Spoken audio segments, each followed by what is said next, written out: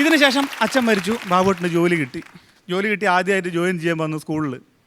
അപ്പോൾ H M ചോദിച്ച്, ബാബു എനിക്ക് ഇംഗ്ലീഷിൽ അറിയാമെന്ന് ചോദിച്ചു. ഓ ഇംഗ്ലീഷിൽ അറിയാം.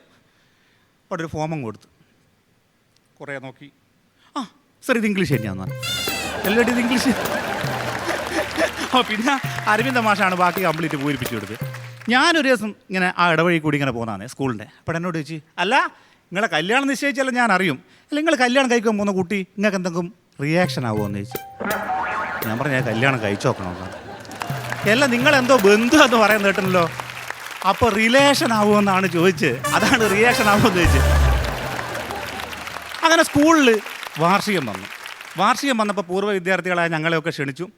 ഞാനൊക്കെ ചെന്നു. ഞാനിങ്ങനെ എൻട്രൻസിൽ നിൽക്കുമ്പോൾ ബാബുവേട്ടൻ അവിടെ ഉണ്ട്. ബാബുവേട്ടനോട് പറഞ്ഞ് എനിക്കൊരു പാട്ട് പാടണം ഈ വാർഷികത്തിന്. എല്ലാവരും പറഞ്ഞ് എന്നോടൊരു പാട്ട് പാടിക്കോളാമെന്ന്. എന്നാൽ ഏത് പാട്ടാണ് നിങ്ങൾ പാടുന്നത്, ഒന്ന് പാടിക്കോന്നാണ്. അപ്പോൾ ഞാനൊരു ക്ലാസ് റൂമിലേക്ക് ബാബുവേട്ടനെ കൂട്ടിക്കൊണ്ടുപോയി. അവിടുന്ന് ബാബുവേട്ടൻ ആദ്യത്തെ പാട്ട് പാടി.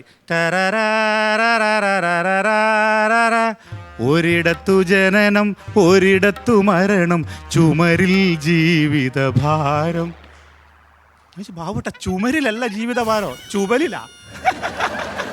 ചുമലിലാണ് ജീവിതഭാരം. അപ്പോൾ ഞാൻ അത് വേണ്ട നിങ്ങൾ വേറൊരു പാട്ട് പാടുന്നതാണ്. ഉടനെ വേറൊരു പാട്ട് പാടി. പുലയനാർ മണിവർമ്മ. അതും തെറ്റിച്ചാ പാടി. അവിടെ എന്നാ ഒരു കാര്യം വേറൊരു പാട്ട് കൂടി അതൊന്നും പാട്. അപ്പോൾ എന്നാ പിന്നെ വേറൊരു പാട്ട് പാടുന്ന. കൺമണി നീയൻ ഹരം പിടിച്ചാൽ. എല്ലാ പാട്ടും ഇങ്ങനെയാണ്. അപ്പോൾ ഞാൻ ചോദിച്ചു എന്നാൽ പിന്നെ ഏത് പാട്ടാണ് ബാബുട്ട് എല്ലാ പാട്ടുകൾ തെറ്റിച്ചാലും പാടുന്നത്. എന്നാൽ പിന്നെ ഒരു കാര്യം ചെയ്യാം, നമ്മൾ ദാസേട്ടൻ്റെ ആ പാട്ടില്ലേ, ദാസേട്ടൻ്റെ ഏത് പാട്ട്, ദാസേട്ടൻ്റെ ഒരുപാട് പാട്ടില്ലേ. നമ്മളിതില്ലേ ദേവാങ്കണകൾ കൈയൊടിഞ്ഞ മാരകോ.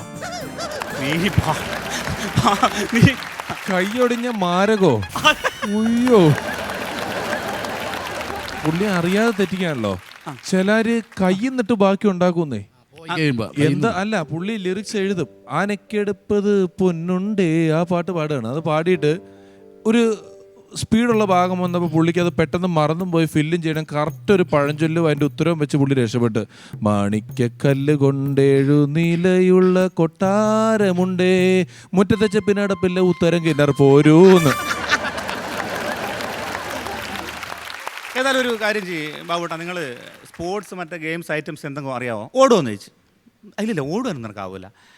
ഞാൻ അത്യാവശ്യം മാവിനെല്ലാം എറിയാറുണ്ട് എന്നാണ്. എന്നാൽ ഒരു കാര്യം ചെയ്യും, ഡിസ്കസ് ത്രോ മത്സരത്തിന് നിങ്ങൾ പങ്കെടുത്തോന്നാണ്. ആയിക്കോട്ടെ, ഞാൻ ടീച്ചറോട് മാഷോട് പറയാം നിങ്ങൾ ഡിസ്കസ് ത്രോ നിങ്ങളുണ്ട്. അപ്പോൾ ഡിസ്കസ് ത്രോ മത്സരം ഗ്രൗണ്ടിൽ നടക്കുന്നു. ബാബുവേട്ടൻ ഓടി വന്ന് ഡിസ്ക് എടുത്തൊരു ഒറ്റേറ്. എല്ലാവരും ഞെട്ടിപ്പോയി. ഒരു പറമ്പിൻ്റെ അപ്പുറത്ത് ഡിസ്ക് പോയി വീണു.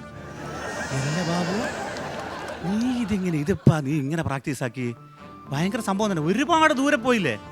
അപ്പോൾ എല്ലാവരും പറഞ്ഞത് ബാബുവിൻ്റെ അളക്കുന്ന അളക്കുക നോക്കുമ്പോൾ ടേപ്പ് നോക്കുമ്പോൾ കാണുന്നില്ല. മെഷർമെൻ്റ് ടേപ്പ് എടുത്തല്ലേ എറിഞ്ഞത്.